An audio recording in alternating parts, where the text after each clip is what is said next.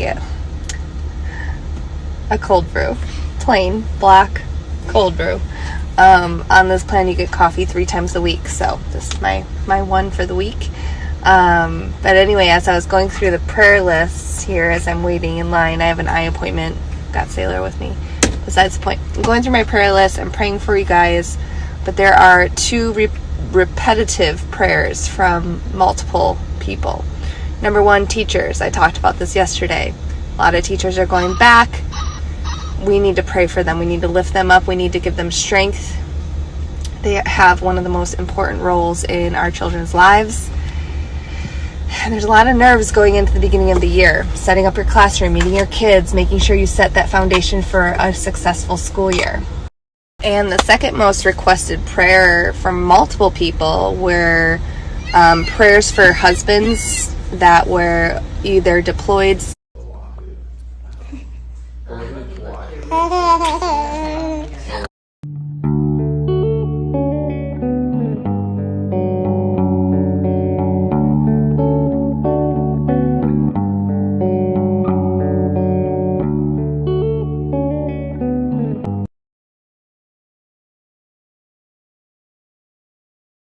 What is up, guys? I have been running around this morning, but it is about time to get my daily deposit in of just loving myself, loving my body, loving my mindset, and exercising for the next 30 minutes, which has been so much fun in this filming journey and in this process. But also just got off of my weekly mindset coaching. It's about an hour every single week for the next 3 months, and it's a lot.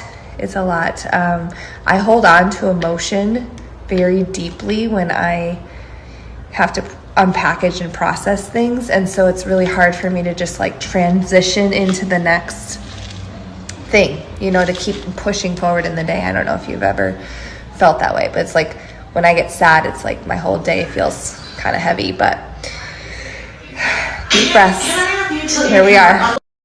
The best way to release stress, anxiety, depression, heaviness for me, and I know for a lot of other people, is exercise. So I am excited for the next 30 minutes to just pour into my mental health, my emotional health, my physical health, and I know it's going to just help kind of reframe the second half of our day. So it's all necessary work that's going on up here and in here so that I can truly fulfill this life that I want to live and lead for my littles and my family and my legacy. So it's all good stuff. All good stuff. We can go shortly, guys. Gotta go.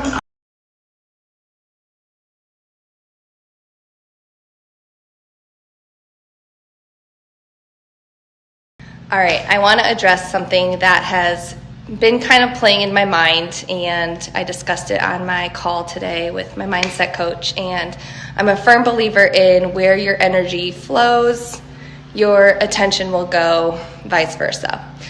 But I also feel like when I deal with things that I'm struggling with, if I can spin it in a mindset way that could help others, then maybe I do need to address it, right? So bear with me for a little bit of a story here. There was a comment that was left on a reel that was posted using one of my week 1 versus week 2 transformation photos for this filming process for this gut protocol group. And this person left this comment, and I see both sides here because it is valid that yes, your uterus does shrink after having a baby because it's been expanding it for 9 months and you just had a baby and whatnot, and you're going to lose weight, you're going to lose, body fluids, your body's going to naturally release weight after pregnancy. But then here's the flip side. And if you've been following my journey for the past almost 4 months postpartum, you know that I've showed up every single day with my fitness, and I've been so mindful for my nutrition.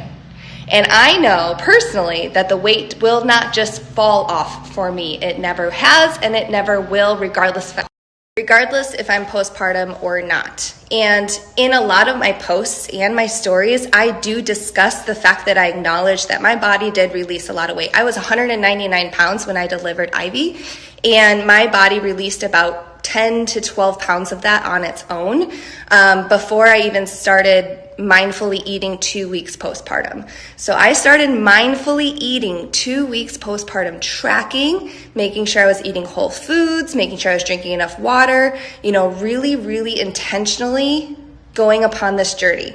So for someone to mention, that we need to have this disclaimer that these women are postpartum and that my uterus shrank and I didn't lose fat, I do need to defend myself and say that that is false, because in this picture, I am 3 months postpartum and I've been working really, really hard on a lot of things up into that point of my before. And here's the reason why I'm sharing it. Why are we shaming moms who want to have healthier lifestyles postpartum?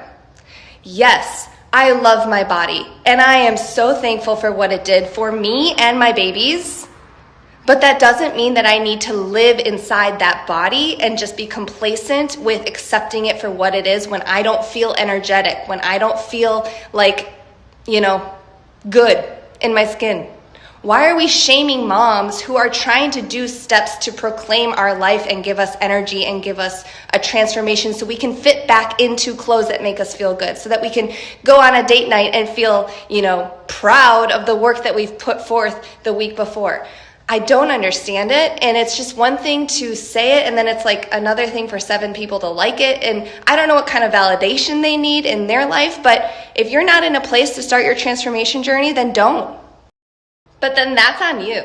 Like, you need to protect your space. If seeing other moms work towards bettering their lifestyle postpartum is triggering to your circumstances or your mindset, then don't be there. Like, there's no reason to put other people down for their hard work and efforts because you're not in a place of doing that yourself. And that's just where I kind of feel like this is stemming from. It could be other things, but if you come and watch my stuff every single day, you know my heart, you know that I'm transparent on here. I still struggle too, but I know how dang hard I've been working. And so when I see comments like that, it's like, okay, I don't really need to stand up to that because I know inside how much hard work I've put forth and that my transformation is very valid because of hard work. But I also need to not be a punching bag and also allow moms to feel like they have empowerment. And if you're working hard towards a goal, celebrate that. Okay. If transformation photos make you feel motivated to show up day after day after day, take them. Don't allow people to tell you otherwise. I am in a health esteem journey, but I still use transformation photos to help me stay on track, to see the progress within my own self, to make sure that I am focused on the journey and not just the end goal. And so that's why I show up here. That's why I share transformations, because I want people to feel like inspired that if I can do this, so can you. Do I want you to compare my day one to your day one? Absolutely not. Absolutely not. Because if you're there, then we need to fix the mindset muscle before we fix any other muscles. But if you're here and you're saying, okay, if I can do 30 minutes of workouts at home with my babies running around and she's proof that this can happen, then maybe I can give it a shot too. And then I'm going to plug you into a community where we're going to support one another. Instead of tearing each other down. Can you imagine a world where women support other women and not have to justify everything? Like, just acknowledge that there's hard work being done and celebrate it. I don't care if you lose a pound and celebrate that. I don't care if you fit into a different pant size and want to celebrate that. I don't care if you've met your water goal and you want to celebrate it. Celebrate it because you're doing it. Okay? Don't let anyone else diminish your efforts. Know how much you are working and the heart work and the heartbeat that goes behind all of your effort. And don't let anyone bring that down with the ands, ifs, buts. Okay? Sorry, that got really passionate, but I'm so tired of women bringing women down because we have goals and we're driven and we're putting in the hard work. So I hope that you stand up for yourself if that ever is the case for you too.